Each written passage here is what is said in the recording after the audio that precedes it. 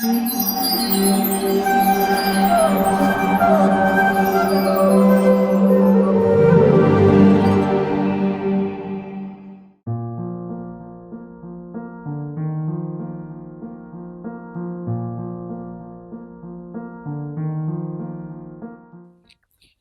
कृष्णा। आज हम वसंत पंचमी और सरस्वती पूजा के बारे में बात करेंगे।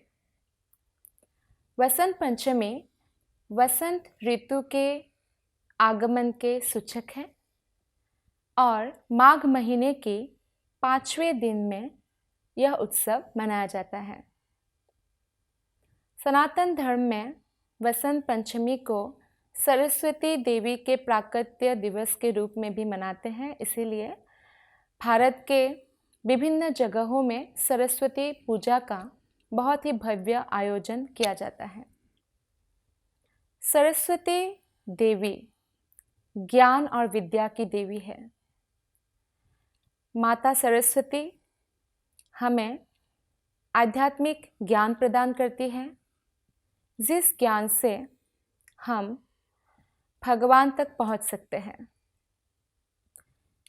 कोई भी ज्ञान अगर आध्यात्मिक ना हो या कोई भौतिक विद्या भी अगर उसमें आध्यात्मिक टच या स्पर्श ना हो तो वो विद्या नहीं है, अविद्या है।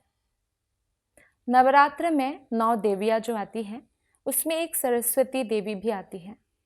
अगर कोई सिर्फ भौतिक विद्या की आकांक्षा करते हैं तो ये माया सरस्वती कहा गया है, जो एक्चुअल सरस्वती दिव्य सरस्वती देवी नहीं है।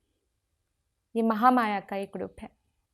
जिस प्रकार लक्ष्मी की पूजा विष्णु के बिना अगर किया जाए तो वो माया लक्ष्मी है, जो दुख देने वाली है, चंचला है। लेकिन विष्णु के साथ किया जाए तो वो दिव्य लक्ष्मी है, ओरिजिनल लक्ष्मी। तो इस तरह से देवी सरस्वती वैकुंठ निवासिनी है। जब ब्रह्मा की उत्पत्ति भगवान विष्णु की नाभि कमल से होती है तब ब्रह्मा को चारों दिशाओं में अंधकार दिखाई देता है और उनको समझ में नहीं आता है क्या करना है। तब यही दिव्य सरस्वती उनको कहती है, ये ब्रह्म संहिता के 5.24 और 25 श्लोका में उल्लेख है। उवाच पुरतस्तस्मै तस्य दिव्या सरस्वती कामकृष्णाय गोविन्दा हे गोपीजन इत्यपि वल्लभाय प्रियावन्तिर्मन्त्रं ते दश्यति प्रियं तपस्त्वं तप एतेन तप सिद्धिर्भविष्यति। इसका अनुवाद है, तब भगवान की दिव्य प्रेयसी विद्या की देवी भगवती सरस्वती ने सारी दिशाओं में अंधकार देखने वाले ब्रह्मा से कहा, हे ब्रह्मा, यह क्लीं कृष्णाय गोविंदाय गोपीजन वल्लभाय स्वाहा मंत्र अवश्य ही तुम्हारी अभिष्ट सिद्धि कराएगा। तपस्त्वं तप एतेन तव सिद्धिर्भविष्यति। अतः हे ब्रह्मा, तुम इस मंत्र के माध्यम से आध्यात्मिक तपस्या का अभ्यास करो, तब तुम्हारे सारे मनोरथ पूर्ण होंगे। तो इस श्लोक के माध्यम से हमें पता चलता है कि जो देवी सरस्वती है वो भगवान कृष्ण के शुद्ध भक्त हैं, दिव्य प्रेयसी हैं और वो हमारे जो मनोरथ है भगवान तक पहुंचने का वो पूर्ण कर सकती है।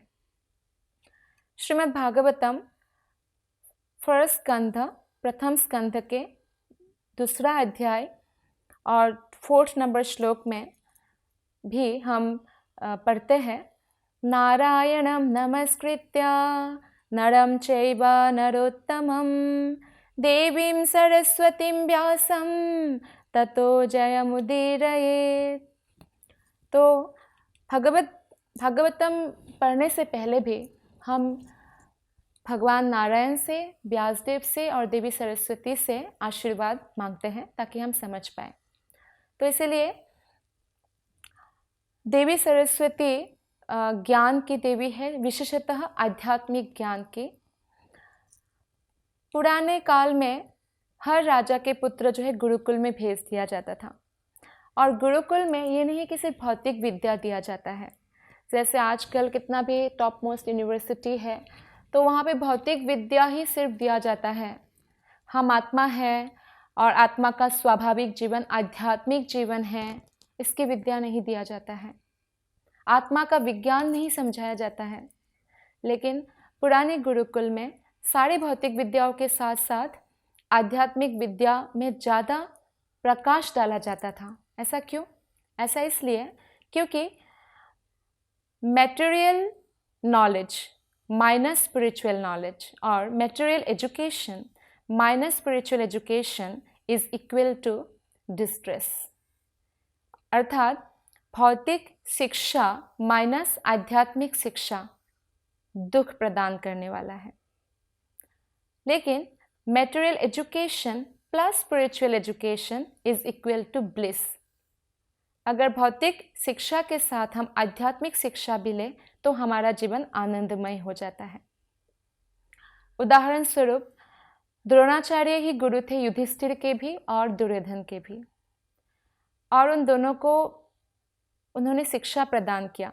पर युधिष्ठिर ने आध्यात्मिक शिक्षाओं को ज़्यादा हृदयंगम किया, वो कृष्ण के परम भक्त थे। और दुर्योधन जो है भौतिक शिक्षा तो ले लिया, वो महान योद्धा थे, बहुत अच्छा एडमिनिस्ट्रेटर भी था, लेकिन आध्यात्मिक ज्ञान को हृदयंगम नहीं कर पाए। और इसलिए एक बार द्रोणाचार्य ने कहा युधिष्ठिर से कि तुम अपने से निम्न कोई व्यक्ति ले आओ, और द्रोणाचार्य ने दुर्योधन से कहा कि अपने से श्रेष्ठ कोई व्यक्ति ले आओ। और शाम तक दोनों ही खाली हाथ लौटे। तो पूछा क्या हुआ, आप दोनों खाली हाथ आए हो? तो दुर्योधन ने कहा मुझे मुझसे श्रेष्ठ कोई नहीं दिखाई दिया। और युधिष्ठिर ने कहा सब मुझसे श्रेष्ठ है, मुझसे निम्न कोई नहीं दिखाई दिया। तो आध्यात्मिक शिक्षा का ये प्रभाव है कि व्यक्ति को जितना ही ज्ञान होता है वो उतना ही विनम्र बन जाता है, और जो सिर्फ भौतिक शिक्षा के बल पर आगे बढ़ना चाहता है तो उसका अगर थोड़ा सा भी प्रगति हो, अहंकार से वो मदमत्त हो उठता है, जिसके कारण उसे धर्म और अधर्म के बीच क्या फर्क है वो नज़र ही नहीं आता। तो इसीलिए ये जो सरस्वती पूजा है और ये जो वसंत पंचमी है, तो हमें इसका महत्व जानना चाहिए कि दिव्य सरस्वती भगवान कृष्ण के दिव्य प्रेयसी है और वह हमें भगवान तक पहुंचा सकती है।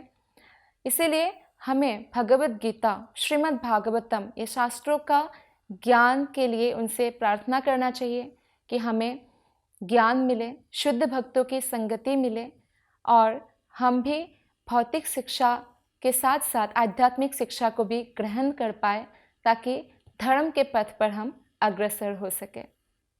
तो आइए इस वसंत पंचमी में, सरस्वती पूजा में, हम देवी सरस्वती से ये प्रार्थना करें कि हमें आध्यात्मिक दिशा की ओर आगे बढ़ने के लिए आशीर्वाद दें। हरे कृष्ण।